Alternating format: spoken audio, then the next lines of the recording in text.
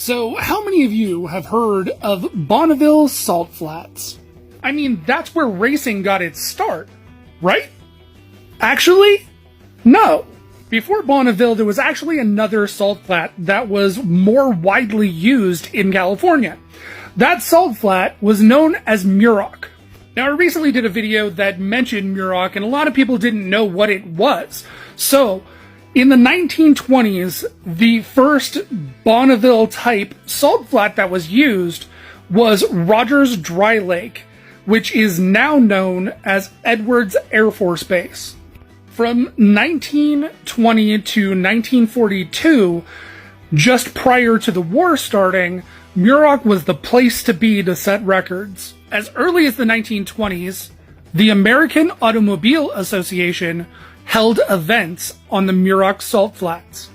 Now, with most of the old photos, you're generally going to see photos of Model T Roadsters. That was mainly because parts for the Model T Roadster were easy to get a hold of and they were cheap. Although, at the time, touring cars were also used. Here's a photo of an actual Duesenberg running on the Muroc Flats. And long before the SCTA was a thing, there were a number of records that were broken.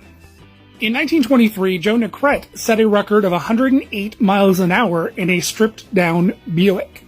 In 1924, Tommy Miller set a record of 151.26 miles an hour driving in his Miller-powered race car.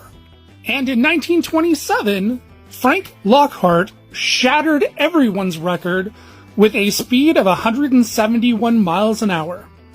Now, the actual town of Muroc was actually named after the founders, Ralph and Clifford Coram. Muroc actually being their name spelled backwards. And the area actually had its own post office from 1910 to 1951. But unfortunately, the party could not last forever. In 1938, the government came in and decided they were going to build an Air Force base. And that pretty much meant that the hot rodders had to go. By 1949, most soldiers were back from the war, and that pretty much meant that they were looking for a thrill. And unfortunately, their old track just wasn't available anymore. So, they searched for a new one, and that's when they found Bonneville.